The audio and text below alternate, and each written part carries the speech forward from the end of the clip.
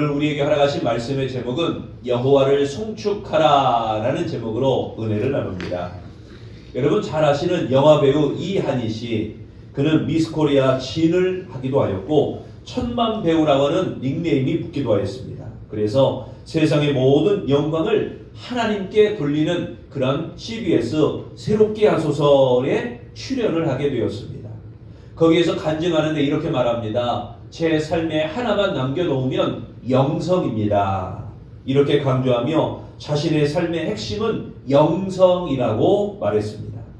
그러면서 다음과 같이 새롭게 하소서에 출연하게 된 계기를 밝혔는데, 사람을 만날 때마다 제가 할 수 있는 선에서 하나님 이야기를 했습니다. 그런데 이제 적극적으로 말하기를 원하신다는 마음을 하나님께서 주셨습니다. 이한희 씨는 작심한 듯 하나님이 살아계심을 증거하였습니다. 특히 영화 극한 직업으로 최종 관객수 1626만 명을 기록한 이를 통해서 하나님은 인생에서 가장 중요한 것을 선물처럼 주십니다. 이렇게 말하며 순종하는 삶의 자세를 배웠다고 말했습니다. 그녀는 하나님의 선하신 인도하심 안에 모든 게 있다고 생각하면 높이는 데에도 이유가 있으시구나 하고 바짝 엎드리게 됩니다 라고 고백했습니다. 유승용, 진선규, 그리고 이동희 등 이 극한 직업에 출연했던 배우 대부분이 크리스천이었다고 합니다. 그러면서 모두가 영화 흥행이 하나님께서 하셨다는 것을 압니다. 우리는 하나님께서 하신 일을 목도했을 뿐입니다 라고 증언했습니다. 연예기획사에서 아이돌 가수를 준비하다가 어머니와 멘토로 여기던 하영조 목사님의 권면으로 갑자기 미스코리아 대회에 출전하면서도 그녀는 하나님의 예비하심을 받아들였습니다. 그래서 잠언 4장 8절 말씀, 그를 높이라 그리하면 그가 너를 높이 들리라, 이 말씀을 마음에 품고 대회에 나아갔다고 합니다. 미스코리아 대회는 모든 참가자들이 모여서 합숙을 하게 됩니다.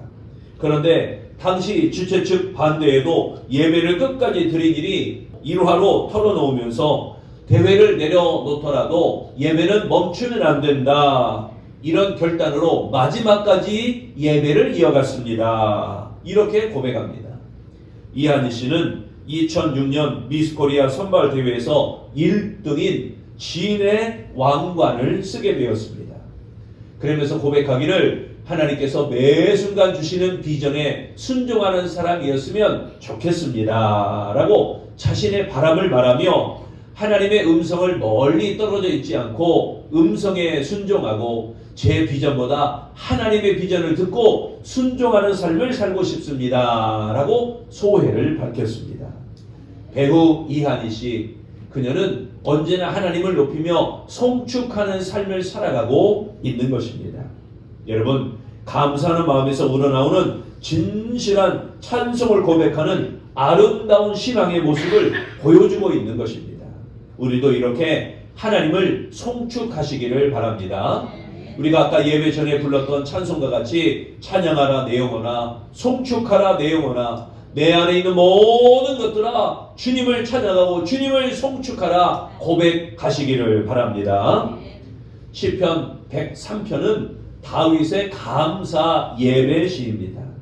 본시는 장막자 의식에서 예배 찬송으로 사용된 시로 그 주제는 내 영혼아 여호와를 송축하라 라고 하는 1편 말씀, 1절 말씀을 두고 있습니다.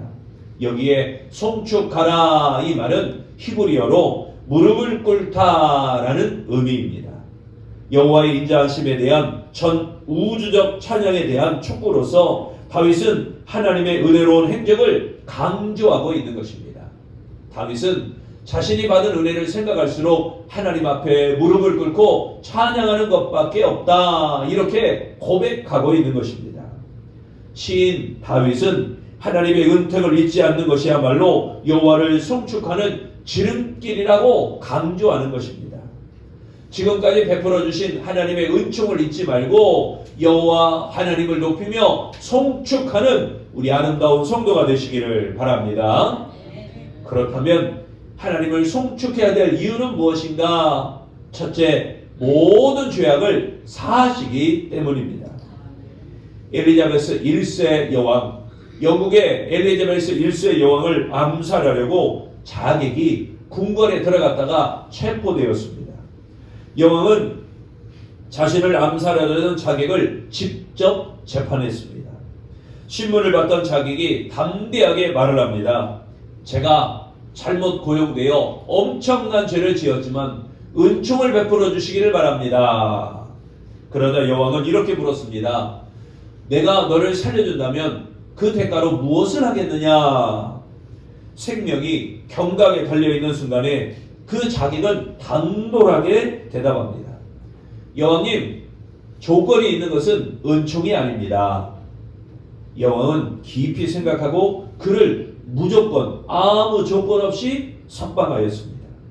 석방된 자객은 종이 되어서 성실하게 여왕을 위하여 끝까지 충성하였다고 합니다. 이 사건을 영국 역사는 이렇게 기록하고 있습니다.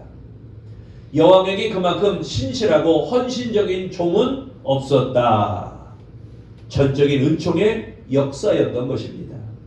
우리를 향한 하나님의 은총도 동일합니다. 하나님은 아무 조건 없이 우리에게 은총을 허락하셔서 모든 죄에서 사하심을 허락하셨습니다. 3절에 말씀합니다. 그가 내 모든 죄악을 사하시며 내 모든 병을 고치시며, 여기에 사하시며 라는 말씀은 히브리어로 지워 없애다 또는 깨끗이 하다 라는 의미입니다. 다윗은 자신이 여호와를 송축해야 될 가장 첫 번째 이유를 죄 사함에 두었던 것입니다. 죄를 범한 후 회개할 때마다 하나님께서 사하여 주시는 은총을 체험하였던 다윗이었습니다. 다윗은 사제의 은총을 확신하고 있었기에 자신의 영혼을 향해 하나님을 송축하라 이렇게 명령하였던 것입니다. 하나님과의 관계에서 선행되어야 될 것이 있다면 죄의 문제를 해결하는 것입니다. 죄 사함을 받아야 됩니다. 죄 사함을 깨닫지 못한다면 하나님의 은총에 관해 전혀 깨닫지 못한 것과 같은 것입니다.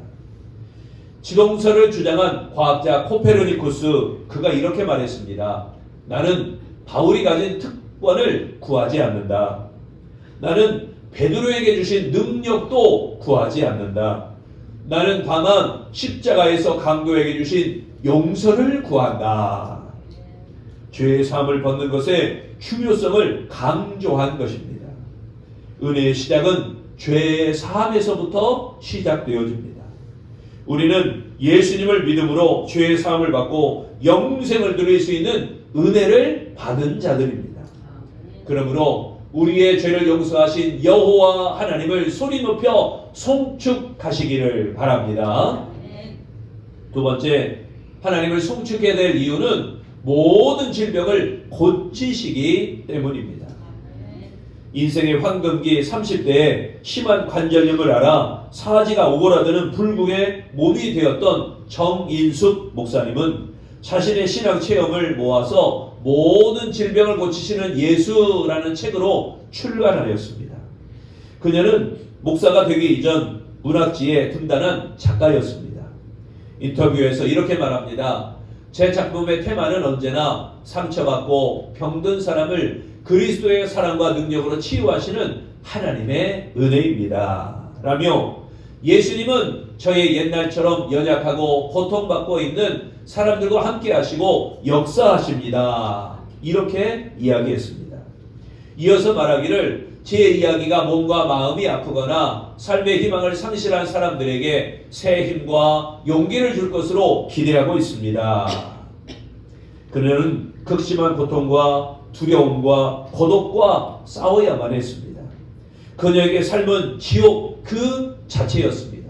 30대에 전신의 류마티스 관절염으로 온몸이 오그라드니 얼마나 고통스러웠겠습니까?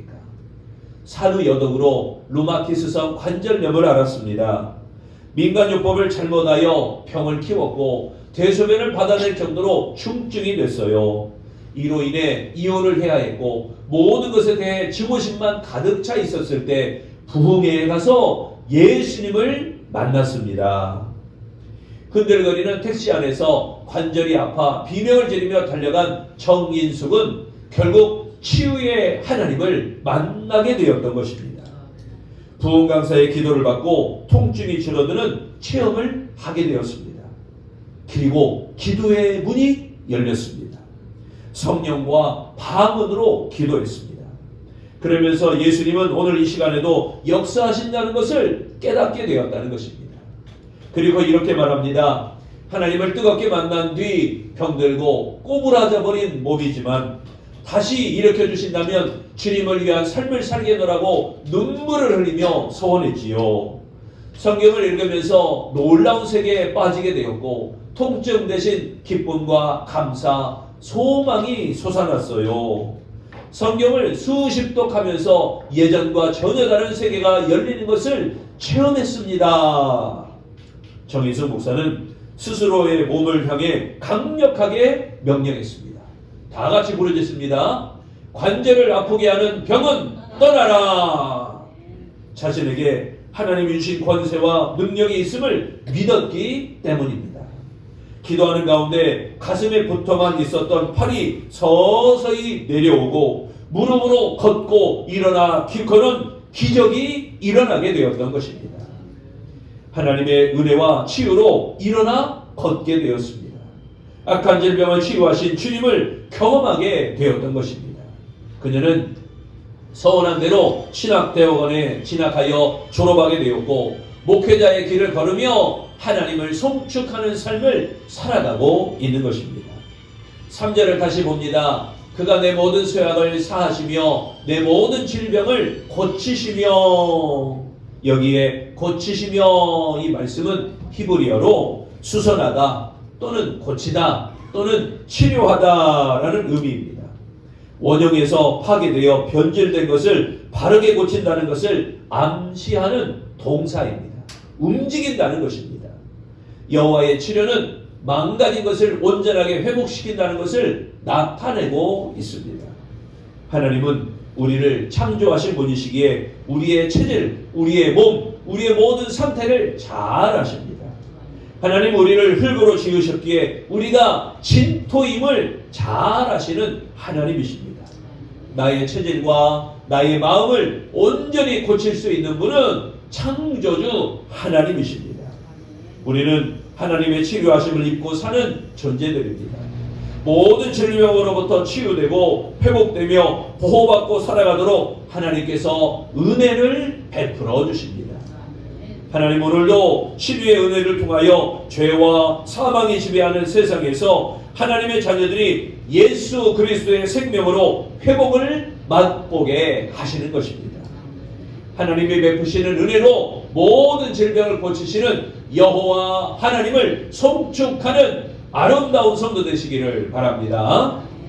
세 번째, 하나님을 송축해야 될 이유는 모든 소원을 들으시기 때문입니다.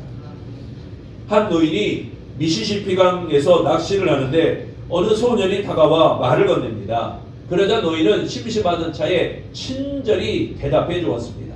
할아버지, 낚시는 어떻게 하는 거예요? 할아버지, 몇 마리나 잡았어요? 할아버지, 미끼는 뭘 쓰나요? 이런저런 묻는데 친절하게 대답해 주었습니다. 그런데 강 저편에 강을 오르내리는 미시시피강 여왕이라고 불리는 한 기선이 다가오고 있었습니다. 소년이 배를 향해서 손을 들며 말합니다. 나 좀 태워주세요. 나 좀 태워주세요. 소리를 지릅니다. 그러자 노인이 말합니다. 저런 큰 배는 아무데나 서지 않으니 너를 태워줄 수 없단다. 이렇게 설명했습니다. 그런데도 소년은 막무가내로 배를 향해서 손을 흔들면서 나 좀 태워주세요 하고 손을 들며 소리쳤습니다. 그런데 잠시 후 배가 점점 다가오더니 사람이 타는 통로를 내리고 소년을 태우고 가는 것입니다. 깜짝 놀란 노인을 향하여 배를 타고 가던 소년이 큰 소리로 외쳤습니다. 할아버지, 이 배의 선장이 우리 아버지예요. 하나님은 인생을 움직이는 선장님이십니다. 이 세상도 하나님의 손 안에 있는 것입니다. 우리는 그분의 자녀입니다. 하나님은 우리의 소원을 이루시며 우리를 만족해 하시는 분입니다. 여기 소원은 하나님의 뜻에 합당한 모든 소망을 의미하는 것입니다. 우리가 진심으로 하나님의 뜻을 구하고 그 뜻에 따라 살아가게 되어질 때 소원을 이루어 주십니다. 언제나 하나님 중심으로 하나님을 향한 소원을 품으시기를 바랍니다. 그리하면 하나님께서 소원을 들으시고 만족하게 하여 주실 줄로 믿습니다. 5절 말씀을 봅니다. 여기에 소원 이 말씀은 히브리어로 단장하다 또는 꿈이다 라는 의미입니다. 사람의 몸을 치장하는 액세서리나 장식을 말하는 것입니다. 하나님이 모든 장식으로 백성을 단종시켜 기쁘게 하신다라는 의미입니다. 장식은 소원과 요구에 넘치도록 은혜를 베푸시는 모습을 말하고 있습니다. 하나님은 우리에게 최선을 공급하셔서 최고의 아름다움으로 만족하게 하시는 것입니다. 다윗의 초점은 다음이 그 앞에 있었습니다. 좋은 것으로 하나님만이 우리의 소원을 좋은 것으로 만족하게 하실 줄로 믿습니다. 그러므로 우리가 최선의 만족을 얻기 위하여 찾아야 할 분은 여호와 하나님이십니다. 여호와 하나님만이 최상의 만족을 주실 수 있습니다. 때로 소원과 다른 응답이 온다 할지라도 우리의 생각을 뛰어넘는 그 능력으로 더 큰 만족을 주실 것을 확신하며 여호와 하나님을 송축하시기를 바랍니다. 미국 매사추세츠 노스필드에서 부흥회가 열렸습니다. 부흥사는 유명한 무디 목사님이었습니다. 무디 목사님이 부흥 집회에 참석한 환희 크루스비 여사에게 간증을 하나 해달라라고 부탁을 했습니다. 크루스비는 잠시 주저하다가 일어나서 다음과 같이 말했습니다. 제가 작사한 찬송가 중에 아직 발표하지 않은 찬송이 있습니다. 저 스스로 부르는 찬송이지요. 그 찬송은 제 영혼의 찬송시입니다. 이제 그 시를 발표하겠습니다. 그리고 그 찬송시를 읽어 내려가기 시작했습니다.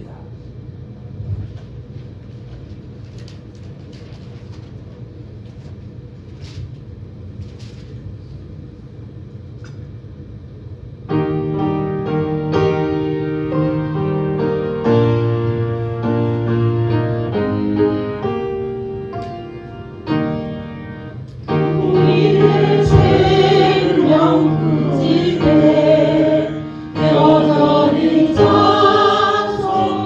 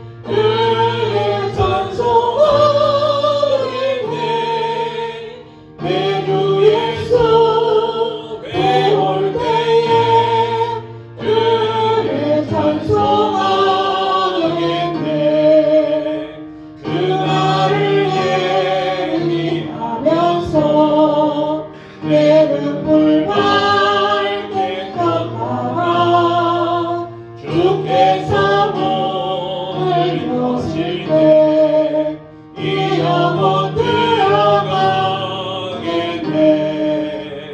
내 주 예수의 올 때에 누를 찬송하겠네. 내 주 예수의 올 때에 그를 찬송하겠네.